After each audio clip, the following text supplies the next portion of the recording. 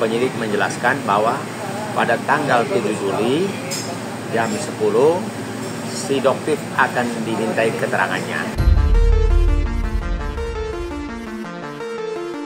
Kalau terlapor itu nanti berubah statusnya menjadi tersangka. Setelah tersangka, kalau memang memenuhi unsur semua, bisa dilakukan penahanan. Dia berdoa supaya Doktif cepat jadi TSK dan cepat ditahan. Kayak Nikmir gitu loh.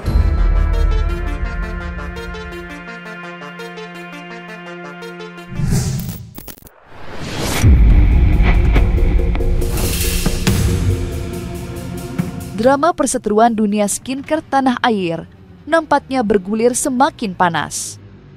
Ya, di tengah kasus pidana antara Nikita Mirzani dan Reza Gladys yang kini sudah tiba ke tahap pengadilan, perkara yang melibatkan Doktif dan Sela Saukia pun menghadirkan perkembangan terbaru. Di mana laporan dugaan pencemaran nama baik yang dilayangkan Sela dikabarkan sudah naik tahap. Hal itu tertuang dalam surat SP2HP dari penyidik Polda Metro Jaya yang kemudian diungkap secara langsung oleh Petrus Balapationa selaku kuasa hukum Sela Saukia ketika ditemui. Lantas, mungkinkah dalam waktu dekat ini pihak berwajib akan memanggil Doktif? Serta bagaimanakah pula isi SP2HP tersebut? Jadi SP2HP itu kemarin kami dapat dari penyidik Polda, dari bagian cyber, suratnya tanggal 26 Juni yang intinya memberitahu kepada kami bahwa ada perkembangan di mana penyidik cyber telah memeriksa 4 orang saksi, yaitu SS, Arif, Irfan, dan Tika. Dan dalam surat yang SP2HP itu penyidik menjelaskan bahwa pada tanggal 7 Juli jam 10 si Doktif akan dimintai keterangannya. Ya, nanti setelah Doktif dimintai keterangan, biasanya gelar perkara lalu penetapan tersangka. Jadi yang dipanggil ini Doktif selaku terlapor. Jadi kalau terlapor itu nanti berubah statusnya menjadi tersangka. Setelah tersangka, kalau memang memenuhi unsur semua, bisa dilakukan penahanan. Ya, Doktif tetap akan melakukan unboxing, tetap akan bicara bahwa produk ini tidak boleh digunakan oleh masyarakat. Hati-hati karena ini merusak wajah kalian. 17 tahun dan lebih tepatnya sekarang 18 tahun ya, Doktif itu ngurusin klinik kecantikan. Dan sekarang bergeser. Ya kalau dulu tidak ada keluhan apa-apa ingin cantik, kalau sekarang kulit wajah pasien Doktif sudah rusak tapi ingin kembali lagi normal, itu sulit sekali guys. Makanya Doktif tidak akan gentar. Kenapa? Karena pasien itu korban-korbannya terus berjatuhan hingga detik ini. Dia kan melakukan pencemaran nama baik kan, yang mencemarkan bahwa produk SS itu bermasalah. Itu laporannya. Nah, dan ternyata kan sekarang terbukti dia dipanggil. Ya, dia dipanggil ya mungkin langsung ditingkatkan menjadi tersangka. Nah, artinya si Doktif harus diproses dan harus ditahan karena sudah menimbulkan kerugian yang banyak kan. Gitu, dia menyebarkan berita bohong dan sebenarnya Doktif itu tidak punya kapasitas untuk mereview dia sebagai apa, dia dapat mandat dari siapa. Dia boleh saja memberikan edukasi. Kalau memang murni edukasi, berarti dia kan tidak punya kepentingan di produk-produk itu. Sementara dia kan juga jualan produk. Jadi sebenarnya dia ingin menjatuhkan produk orang supaya produk dia laku. Nah, itu aja poinnya kan. Perkembangan terbaru dari perkara ini tentunya disambut baik oleh pihak Sela Saukia. Bagaimana tidak, usai berbulan-bulan berseteru, perjuangan Sela akhirnya berbuah manis. Hal itu pula yang dituturkan oleh Petrus Balapationa. Lantas, seperti apakah reaksi Sela Saukia tentang perkembangan terbaru ini? Serta benarkah pula Sela berharap Doktif segera ditetapkan sebagai tersangka? Dia berdoa supaya Doktif cepat jadi TSK dan cepat ditahan. Kayak Nikmir gitu loh. Nah, punya dia memang tidak pernah ada yang bermasalah, sehingga misalnya Doktif klaim bahwa SS punya skincare bermasalah, tapi dia tidak bisa buktikan apa itu produk SS atau tidak. Ya, kan mengatakan bahwa semua itu daluarsa, overclaim. Tapi begitu ditanya beli di mana kan dia tidak bisa menunjukkan. Jadi dia tujuannya kan menjatuhkan dan mencemarkan nama baik. Maka laporannya sudah terpenuhi. Di mana dia mencemarkan yang intinya bahwa skincare semua yang punya SS itu overclaim lah, nanti menimbulkan kanker lah.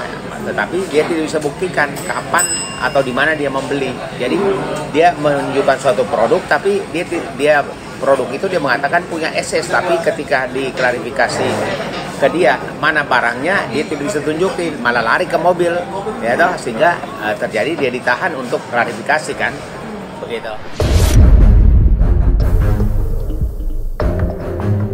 Sementara itu, perseteruan antara Doktif dan Sela Saukia sejatinya tidak berbuah laporan itu saja. Ya, layaknya Sela, Doktif pun telah membuat laporan balik terkait dugaan penyekapan dan persekusi merujuk kepada peristiwa tanggal 17 Januari 2025 yang terjadi di sebuah rumah makan.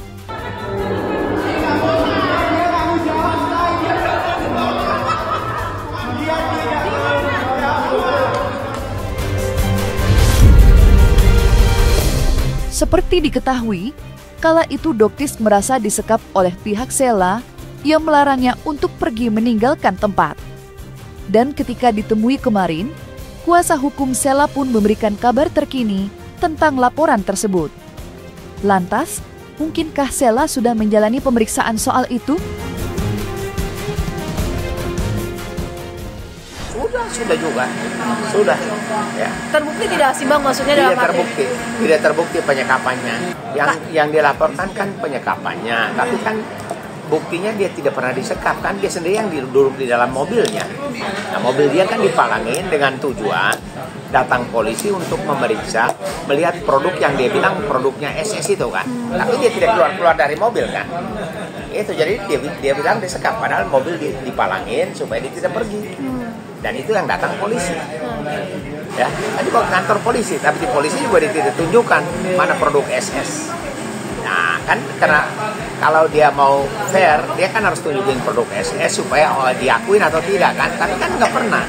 Karena kalian bisa lihat kan bagaimana mereka amnesia, mereka bilang tidak menyentuh, tidak tersentuh, sedangkan jelas banget dilihat oleh jutaan masyarakat. Ya, ada buktinya. Apa yang kalian mau elakkan? Untung semua itu terlihat dengan jelas. Jadi nggak bisa lagi mereka ngeles. Yang jelas terkait dengan kejadian tanggal 17 itu, yang pertama kita laporin pasal 335. Selanjutnya begitu kita review lagi, review dengan bukti-bukti yang ada, maka muncul pasal-pasal berikutnya yang kebetulan kita sudah laporkan ke sini, dan itu sudah tinggal kita nunggu beberapa panggilan dari tim penyidik untuk memberikan klarifikasi terkait dengan laporan yang kita telah buat. Itu aja sekarang saat ini. Kita mengikuti semua prosedur yang sesuai aturan aja. Ya, sesuai aturan. Beberapa seperti Sela Saukia, Arif Afanda, Hardi Rukmana, siapa lagi? Fitra, suaminya. Terus siapa lagi 5 itu ya? Siapa? Irfan yang diakui oleh Sela sebagai manajer. Itu mereka ngamuk-ngamuk ya. Irfan ngamuk, mungkin karena omsetnya juga turun, jadi marah banget sama Doktif ya.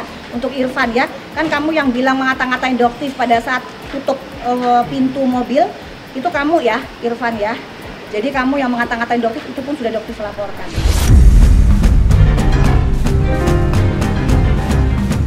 Berbicara soal perkara antara Sela dan Doktif, tentu tidak mungkin lepas dari perkara utama perseteruan dunia skincare, yakni kasus pidana yang melibatkan Reza Gladys dan Nikita Mirzani. Pasalnya, belakangan justru beredar luas sebuah kabar yang menyebut Sela Saukia pernah merasakan hal yang sama dengan Reza. Di mana layaknya Reza, Sela disebut-sebut pernah mendapatkan aksi dugaan pemerasan dari pihak Nikita Mirzani. Lantas, seperti apakah penjelasan Petrus soal itu? Serta benarkah dugaan itu memang pernah menimpa sang klien? Betul. NM ini seperti apa? Jumlahnya waktu itu kalau nggak salah 350 juta.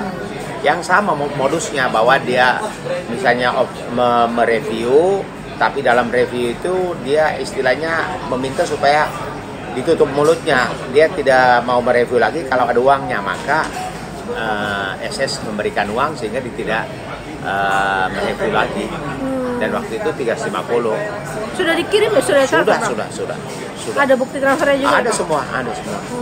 Ya, ada semua. Bahkan dulu kan ada WA-WA-an antara Nikmir dengan SS dan suaminya SS, Pitra, Bang Pitranya. Ada semua. Gitu, sampai ke uang-uangnya, penyerahannya segala macam ada.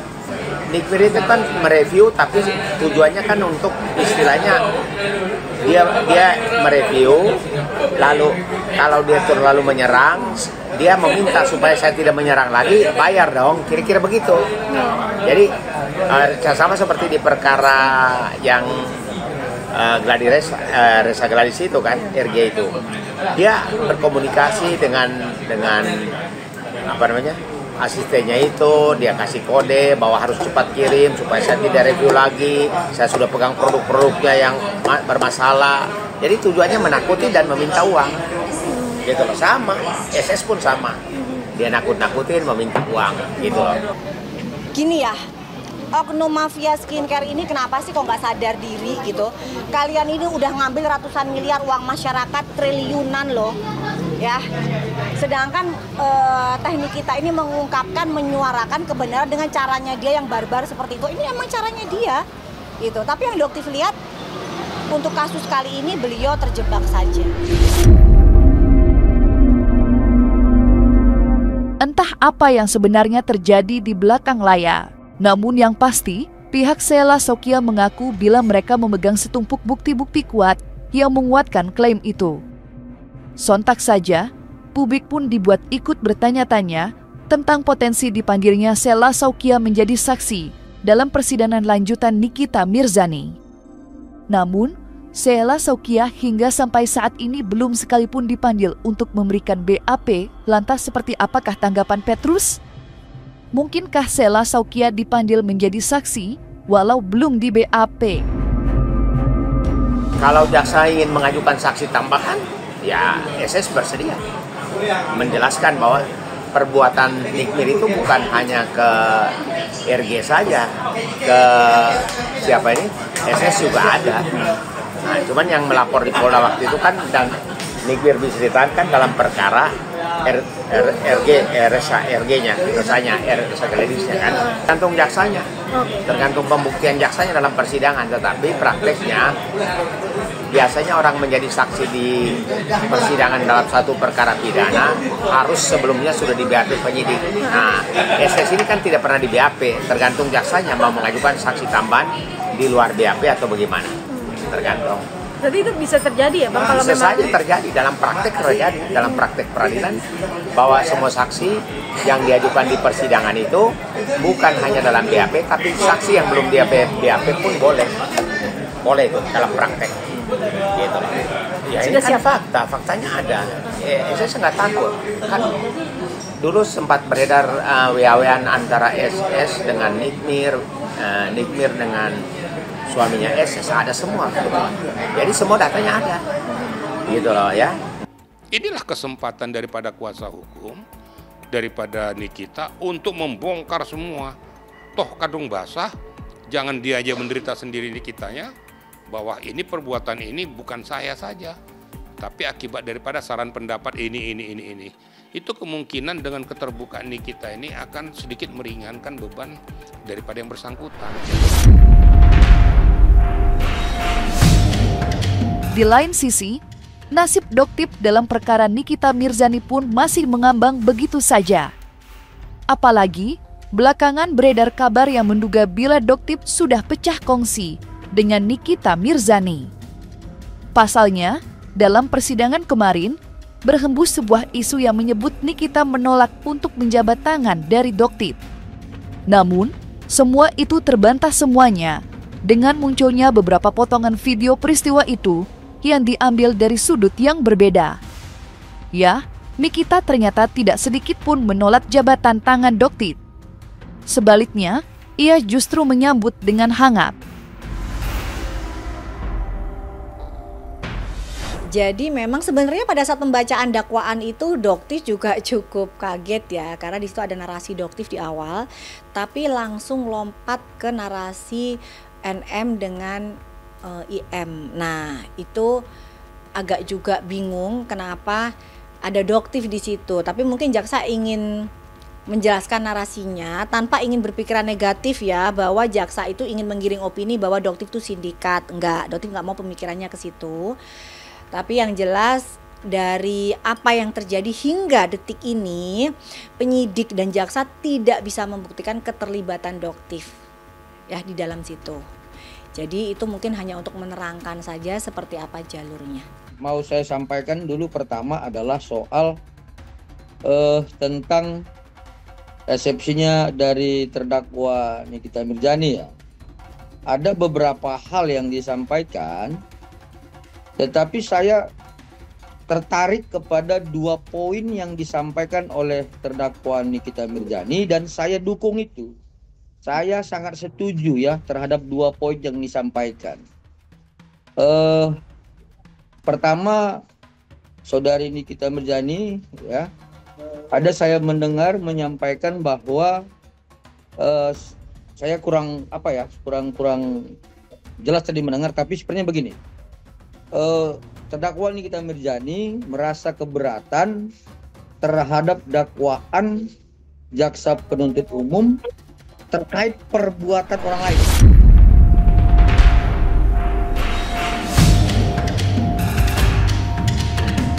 Nah, selesai sudah Cumi Lovers, dan jangan lupa untuk like, subscribe, dan juga share channel YouTube Cumi Cumi.